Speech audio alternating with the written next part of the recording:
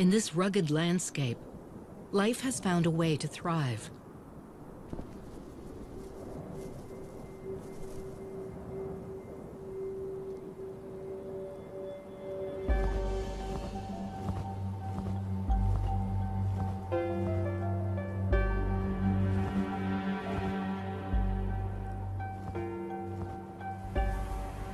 Winter is over, but a final blizzard forces itself onto the first days of spring. The locals here are accustomed to extremes. They've adapted to survive where others cannot. One in particular, the greater sage grouse, is found nowhere else. Despite the late snow, the lone performer begins his spring ritual. Instinct tells him it's time. His story actually began 3 years ago with his father on a nearby stage. He's not alone. Males from across the range are arriving to spar for female attention.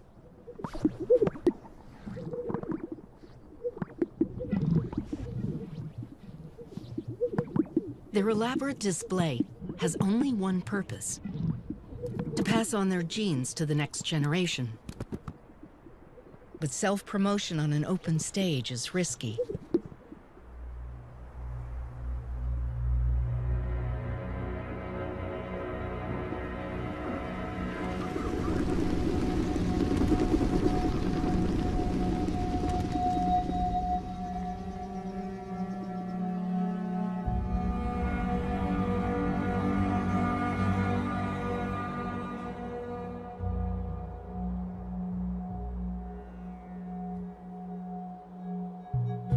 This is the heart of the West.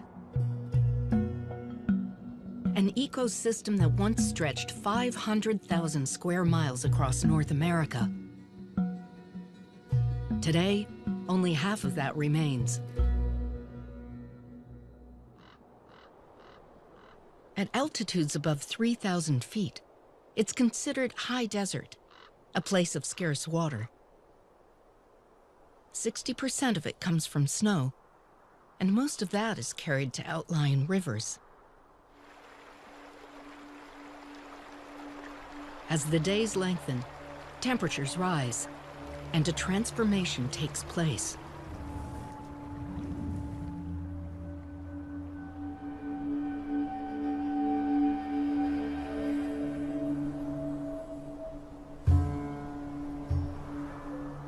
The melt reveals a sea of sage. Sage is the anchor of the high desert. Without it, the land would be a dust bowl. These twisted shrubs can live 140 years. Extending for hundreds of miles in every direction, they're the foundation of this wilderness. The wildlife here has evolved with the sage for over 2 million years.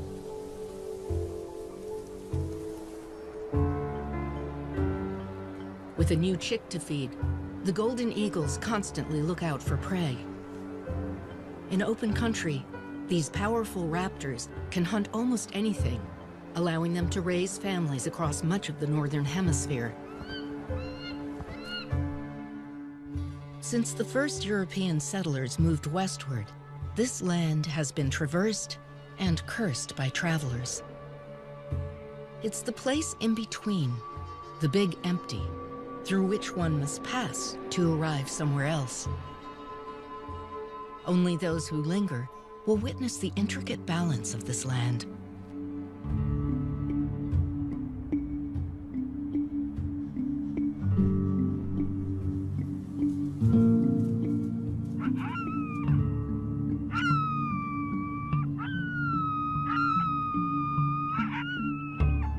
The sagebrush steppe is a geological masterpiece. These basins were shaped and lifted by the same forces that built the surrounding mountains. Today, ridges protrude like islands. The rocks, carved by eons of erosion, provide a perfect nesting perch. It will be months before the chick can fly. For now, she watches the world from up high.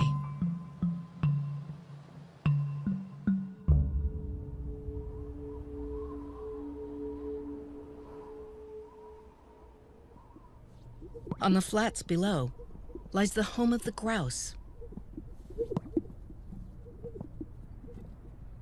They've spent the last 8 months hiding. But in early spring, their genetic imperative draws them to these open stages. Years of thaw and evaporation have left patches of salty sediment. The grouse use these clearings as leks, gathering sites for their mating ritual. Puffing their yellow air sacs, they make a series of popping sounds to intimidate the other males. They used to display in the hundreds. Today, they gather in the dozens. Our male has been practicing his display since February. He's put on weight over the winter. Testosterone has enlarged his neck pouch for the breeding season. He fills a balloon inside with more than a gallon of air, fans his tail, and squeezes the air sac.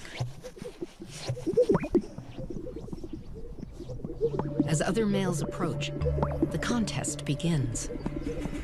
They only have a few weeks before the females arrive to establish their dominance and a territory. Pairs square off, facing just past each other. And then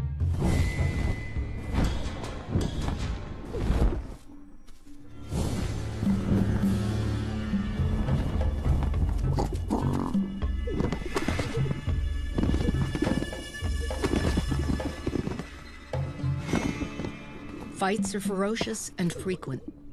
Males battle dozens of times a day. Serious injuries are rare. Mostly, it's a battle to exhaustion.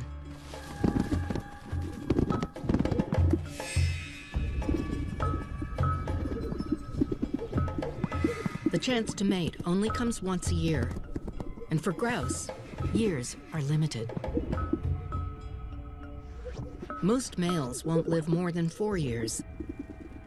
They might well only get 2 chances to breed, if they survive.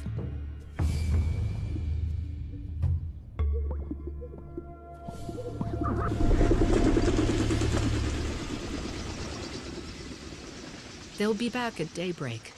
Survival is pointless without offspring.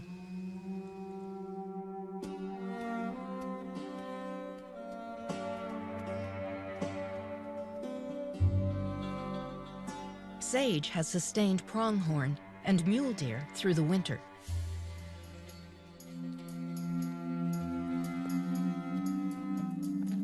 With the melt, the deer head off to their summer ranges in the mountains.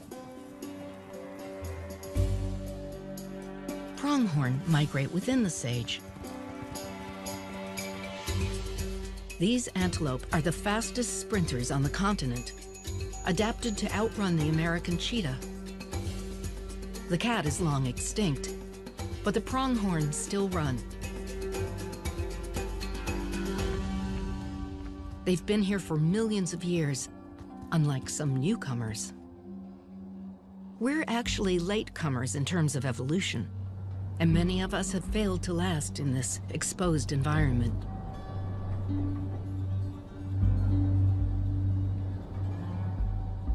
The native wildlife evolved with this landscape, but their ancient migratory paths are now splintered. Mule deer, adapted for life in the mountains, can jump smaller fences. Pronghorn evolved on the open range with few obstacles. If there's no way under, they must leap.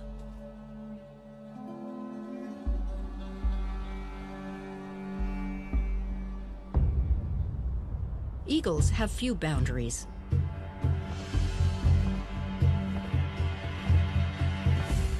The parents are now hunting for 3. their eaglet will rely on them for the next 6 months.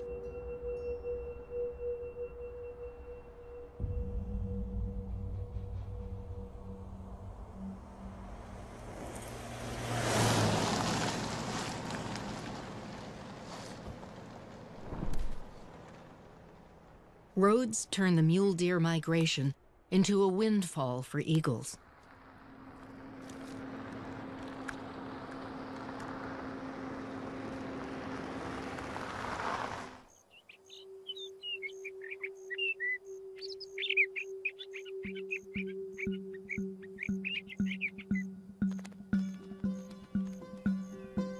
When temperatures warm, the high desert comes to life, revealing the diversity hidden through winter.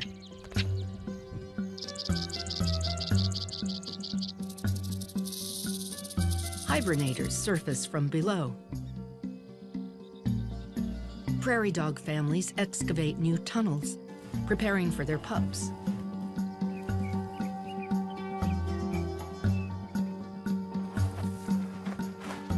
A badger digs her underground den, where she'll soon give birth.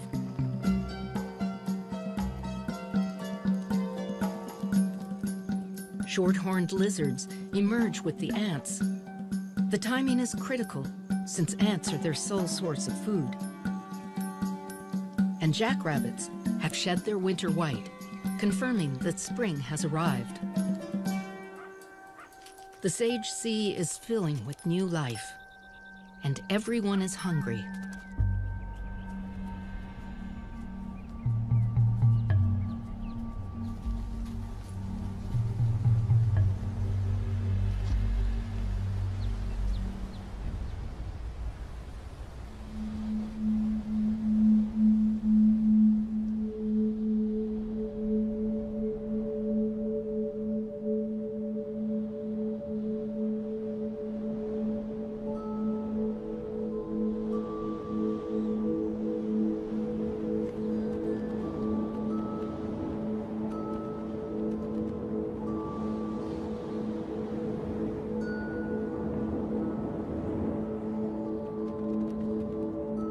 Wind is a constant in the high desert.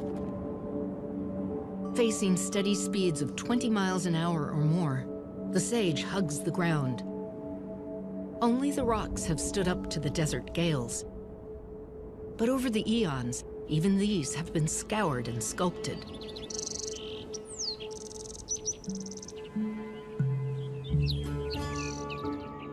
Each year, migratory birds fly hundreds, even thousands of miles, to raise their young here. They synchronize their arrival with the emergence of insects. Some return to the exact same spot year after year, finding their small crevice once again in this vast expanse. For cavity nesting birds, rocks are the trees of the desert. Bluebirds use holes like these in place of hollowed trunks. Despite their brilliant blues, females pick their mates, mostly for the quality of his shelter. The tiny American kestrel is the only falcon in North America that uses cavities. With their ultraviolet vision, they track rodents by following their urine trails. Rock wrens nest between stones on the ground. They're highly adapted to life in the desert. Like many other desert dwellers, they get all their water from the insects they eat.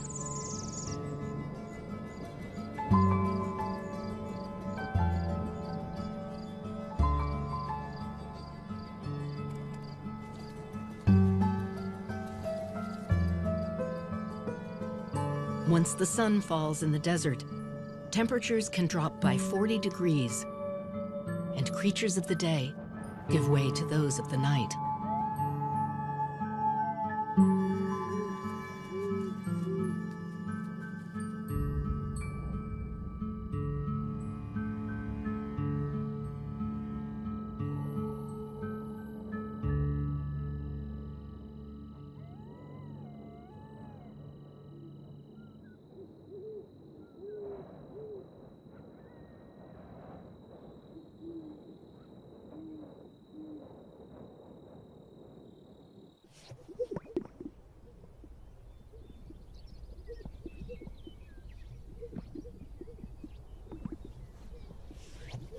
At daybreak, our male is already at the lek. He's been here every day for the past 3 weeks. Weaker males have dropped out, leaving only those with staying power. He takes his place on a small rise, a spot he's fought hard to secure. A female steps onto the lek and begins her inspection.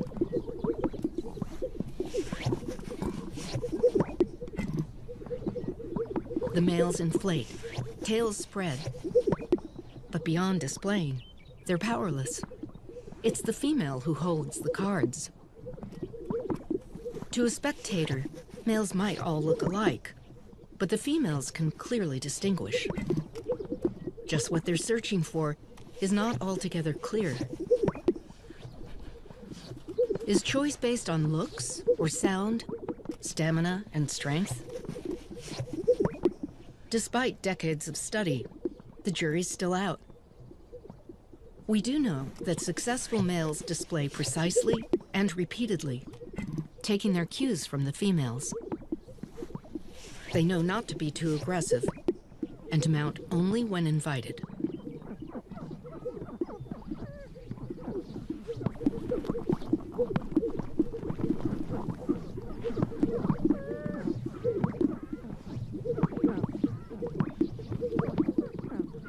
Surprisingly, most males never get a chance to mate.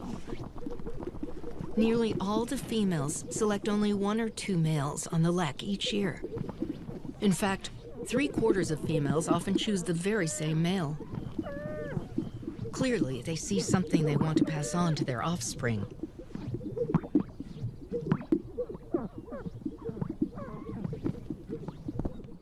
A female stands beside our male, sizing him up. She approves and gives her solicitation display.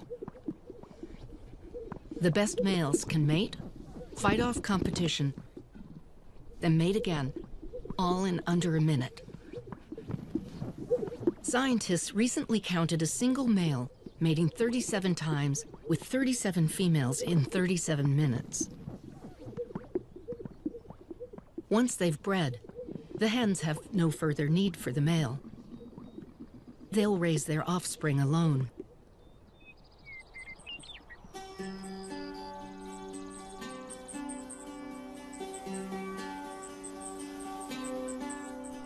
Fanning out across the landscape, the females head away from the lek. Too many predators are drawn to these open stages. To find a safe spot for her eggs, a hen might travel as far as 10 miles. It's easy to assume there's plenty of open space for grouse. But here in the desert, resources are scarce and far apart. Grouse need to track down food, water, and shelter, which could be 30 miles in any direction. This first-time mother has much to consider as she searches. She needs to build her nest away from rocks or fences where raptors can perch. And she needs cover, a place well hidden by sage, and grass. Grass also acts like a sponge, holding water for the smaller plants and insects that her chicks will eat. Here on the range, grass is in high demand. For millions of years, bison fed on these grasses. Today, livestock graze. While bison roamed freely, livestock is managed, moved from parcel to parcel. If allowed to overgraze, the grasses take years to recover.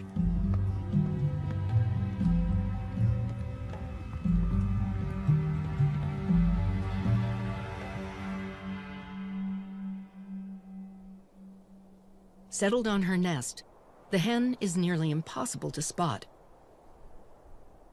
She's built her nest in a shallow depression beneath the sage, lining it with grass and leaves and dozens of her own feathers. Now she and her eggs must wait.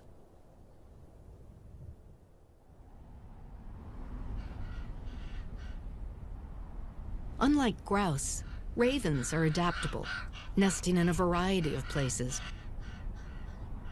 They typically build on rock ledges and in trees, but they also take advantage of man-made perches, like windmills and storage tanks. They can eat almost anything, including human garbage. Their ability to conform gives them an edge in this changing landscape.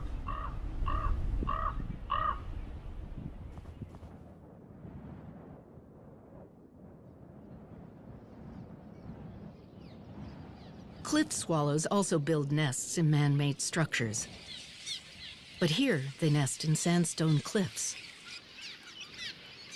They've just arrived from South America, returning to the same spot as last year. They're hard at work on their hanging village. Males and females work together, mating during the process. They swoop down to the river and fill their mouths with mud, then return to their nest. With a quivering, they add another brick. A new home requires over 1,400 trips to the mud.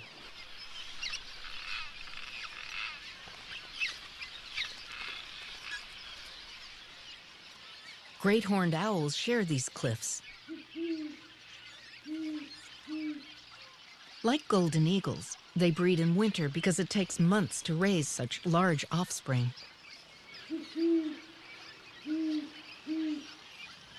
Chicks need to learn how to fly and hunt before the first snow. They're the most widespread owl in North America, since they nest almost anywhere. They also adjust their diet to their surroundings. Here, they hunt the sage for rabbits, prairie dogs, and birds.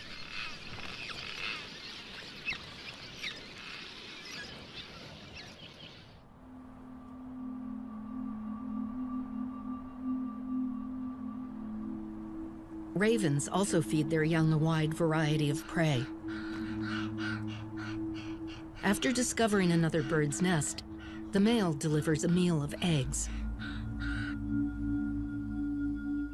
Down in the sage, the scene reveals the source of the feast. Our hen has lost her clutch.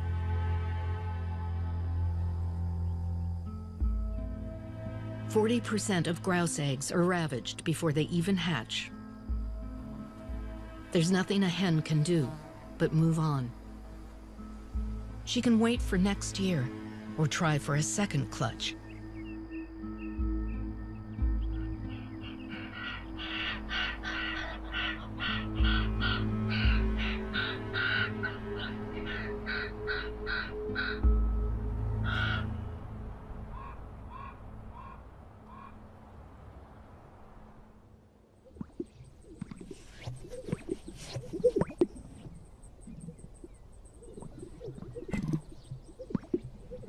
On the lek, males are still displaying. They return every day, hoping for females who've lost their nests. Our hen has returned, but there's little time.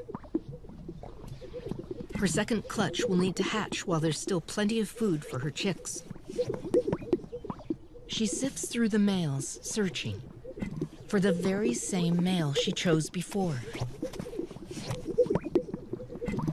And finds him. In a world where passing on his genes means everything, this male has succeeded.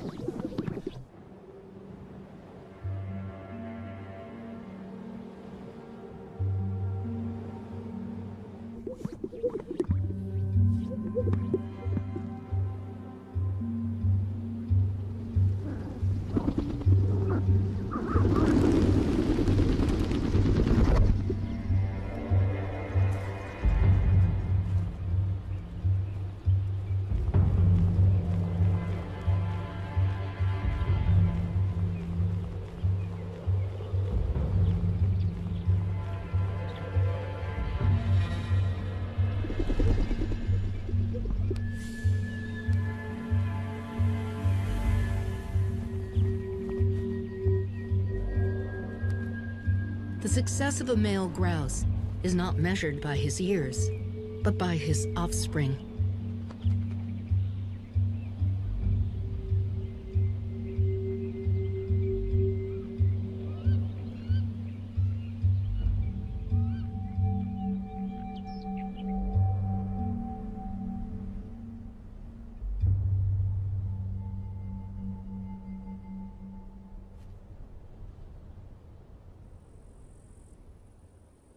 Our hen is on the search again, but this time there's even more urgency. For second clutches, nature makes up for lost time by shortening the gestation. She'll start laying in just a few days. She scans the landscape. To the untrained eye, it's an ocean of gray-green. But to her, there's nuance in the sage. Subtle distinctions in the grasses between the brush. The next generation depends on her judgment. She's found an area with thicker cover. She chooses a spot and settles in for the wait. If she's chosen well, she'll hide here for up to a month.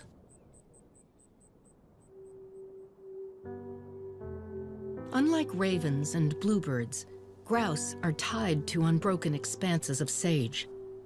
Without it, the species would cease to exist. The sagebrush sparrow would also disappear. Each year, they return here to lay their eggs. They breed nowhere else. The sage thrasher and brewer's sparrow do the same.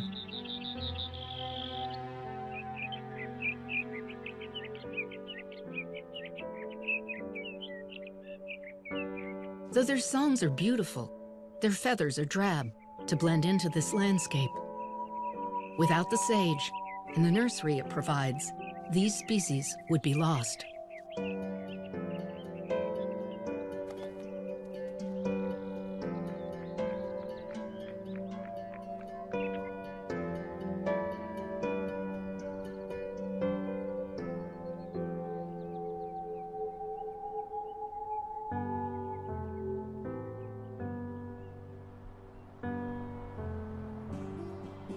Sagebrush is a nursery for plants as well. While it's toxic for most animals to eat, it's actually called a nurse plant because its shade and roots help other plants grow. Sage survives in this arid environment through deep roots that reach to the water below. Like water, most resources in the desert are locked well beneath its dry crust. Coal, uranium, gas, oil. We've drilled down like deep roots to tap these resources.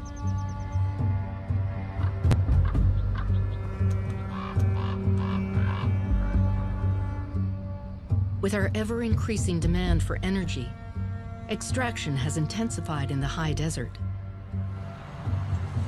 As wells, pipelines, and holding tanks proliferate, the Sage Sea is becoming more and more fragmented.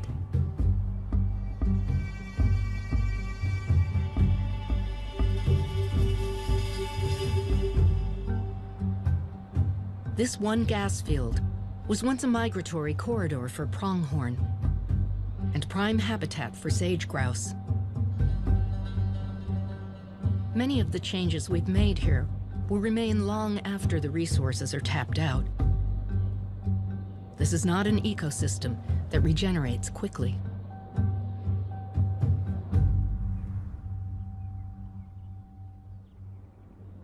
The hen has laid 8 eggs, a full clutch.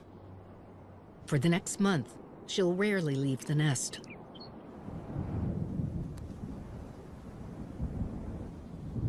Every few hours, she carefully rolls her eggs to even out the temperature. It also prevents the chicks from sticking to their shells.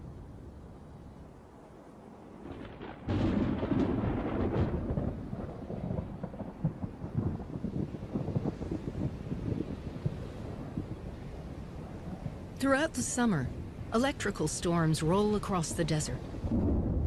often shedding only drops of water.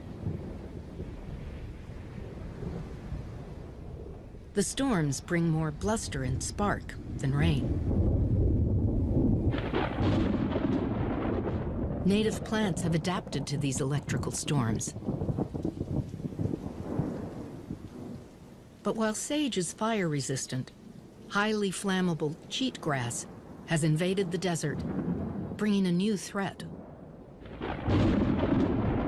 Wildfires driven by fierce winds burn thousands of square miles of sage each year.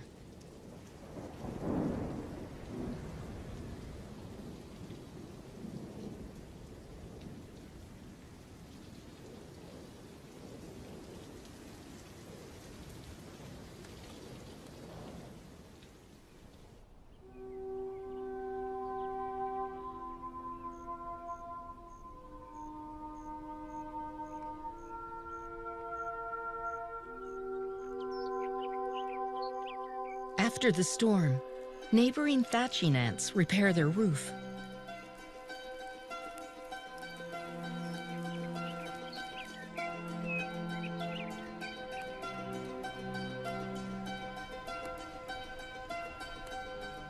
It's a happy fluke when meals deliver themselves.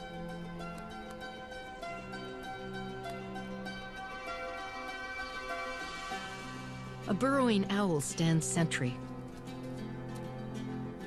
She and her mate guard their nest, a repurposed badger hole. Here in the desert, life takes advantage of every opportunity.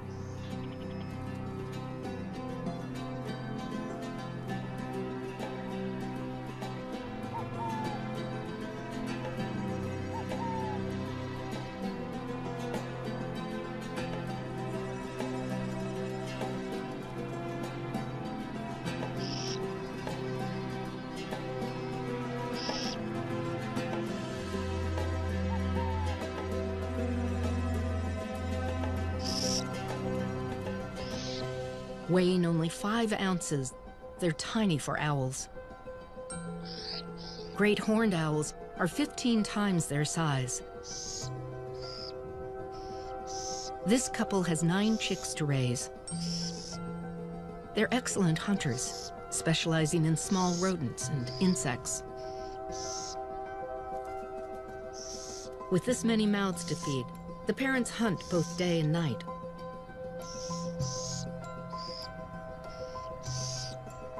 When fall sets in, they'll fly as far as Mexico.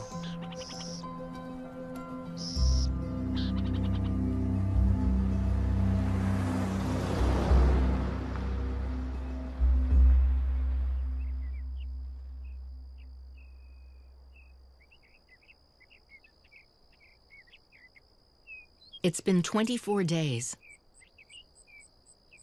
At last, there's a sign of life from below. The first chick peers out and snatches his first meal. Less than an hour old, he's already able to feed.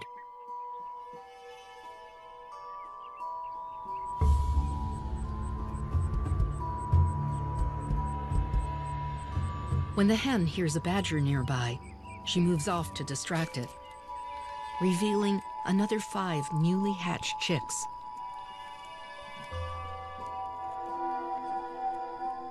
They're at their most vulnerable now, still wet from the eggs.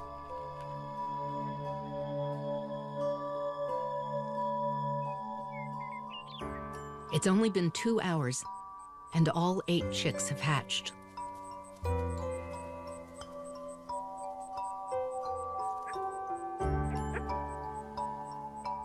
The moment they can walk, they have to feed. They can't digest sage yet, so for the next few months, they'll eat other plants and insects. For their safety, as soon as they're dry, the hen leaves them away from the nest, for good.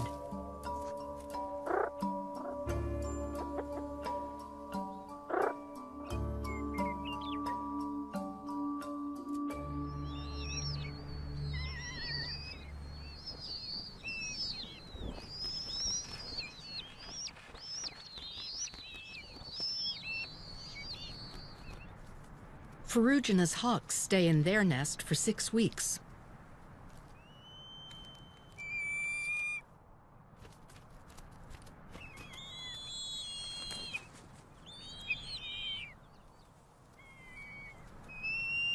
Their parents harvest a steady stream of prairie dogs and ground squirrels from the abundance around them.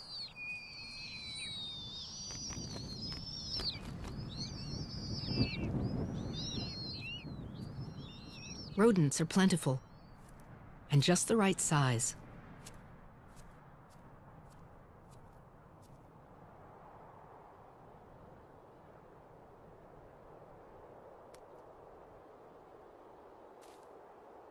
Now 6 weeks old, the eaglet needs much larger meals. Cottontail and jackrabbits are staples. So are grouse.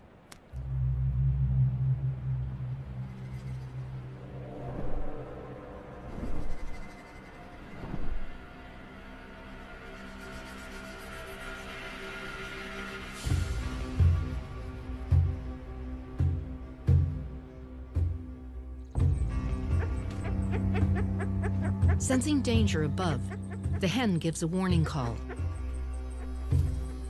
Instinctively, the chicks take cover.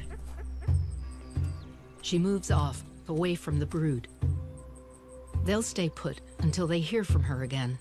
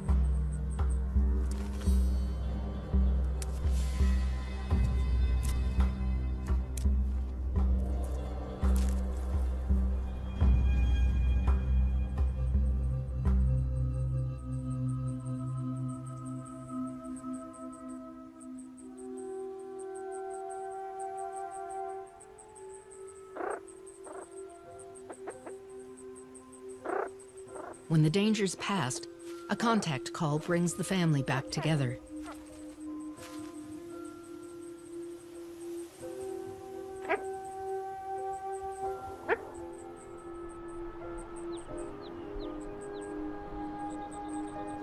For the next month, they'll forage constantly. In a couple of weeks, their adult plumage starts to come in.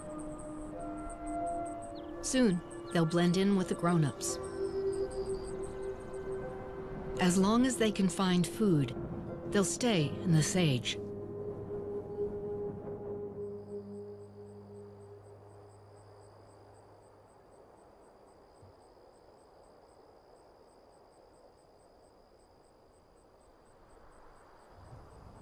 As the summer heat dries the steppe, water is at its scarcest. Seasonal plants with their deep roots have retreated back underground. The insects are gone, and the grouse are on the move. They have to follow the green in search of food and water.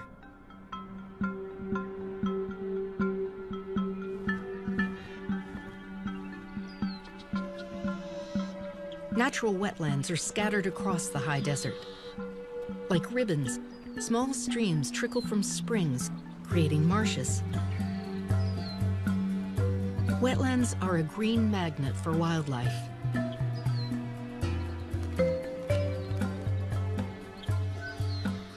These oases host an entirely different cast of characters than the sagebrush. These sandhill cranes hatched at the very same time as the grouse chicks. While grouse couple for only seconds, these parents mate for life. They might spend as many as 20 years together, migrating to and from Mexico. This northern harrier has 3 mates on 3 different nests, somewhere down in the reeds, and each has chicks to feed. He's been scanning the sage for prey, but now he has his eye on the blackbirds.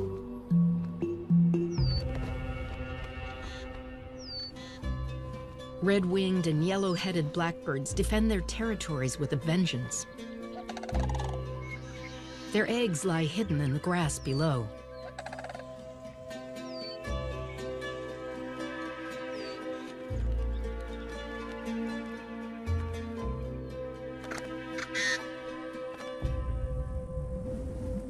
The steppe, now parched, is a hostile place for young grouse. Over the last 6 weeks, the hen has lost 3 of her chicks. They've traveled miles from their nest. What's left of the family has joined up with other grouse on their migration to water. But it's not a pristine marsh they're headed to.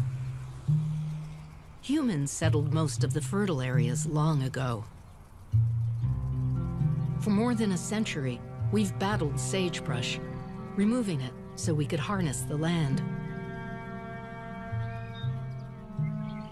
Farms and ranches have transformed most of the wild wetlands. But native wildlife still need the moisture, and many manage to coexist. Grouse are safest hidden in the sage. On ranches and farms, short grass means less cover. But the grouse adjust when the human footprint isn't too extreme.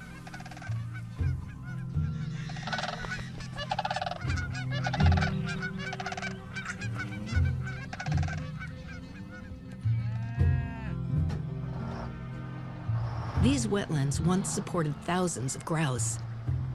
Despite the alteration, some still support hundreds. Housing developments are a different story.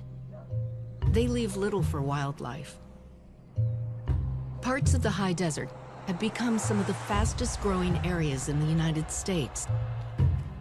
Wide open habitat is quickly being portioned off, transforming the big empty.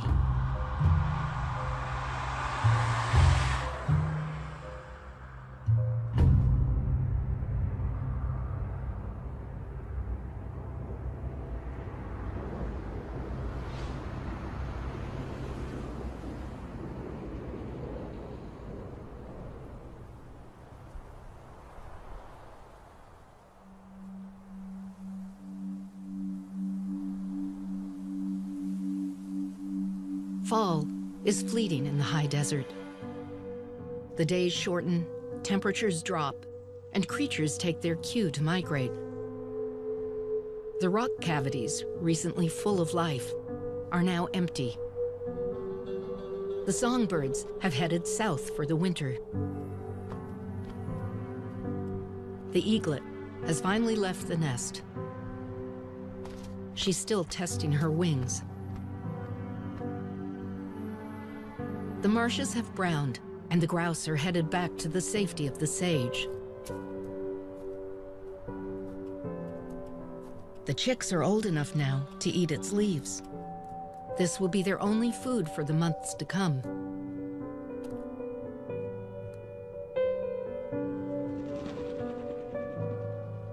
As autumn settles on the range, winter has already arrived in the mountains. The mule deer have been here since spring. It's here that they gave birth, but food is scarce now.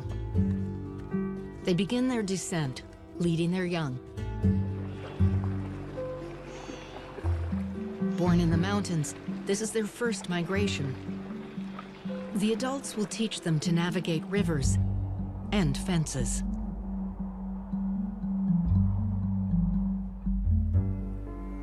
They return just as the first snow falls.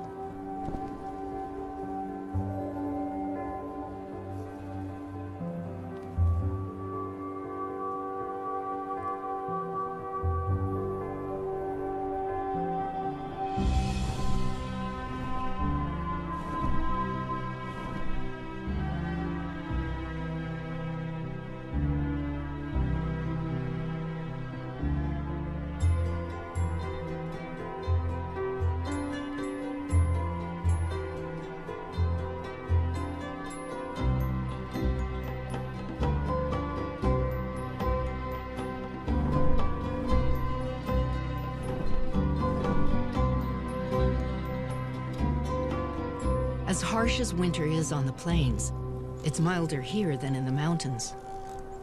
Both mule deer and pronghorn will feed on sage through the winter.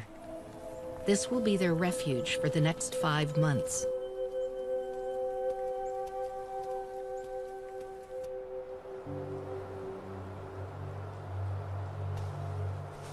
Half of the grouse born this year didn't make it through the fall. 3 of our hen's chicks survived.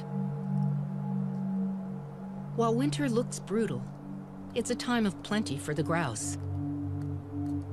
They'll shelter in the sage and grow stronger on their diet of leaves and snow. In this way, the seasons pass, just as they have for hundreds of thousands of generations.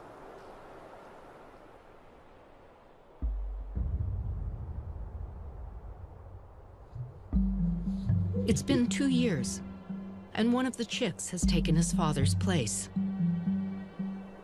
He's a strong male, already defending a territory for his spring display. In the short time since his father dominated his lek, the horizon has changed. A drill rig has sprouted in the distance. Only 2 years ago, it wasn't here. The howl of the wind now mingles with the hum of machinery. 200 years ago, there were as many as 16 million sage grouse. Today, there may be fewer than 200,000.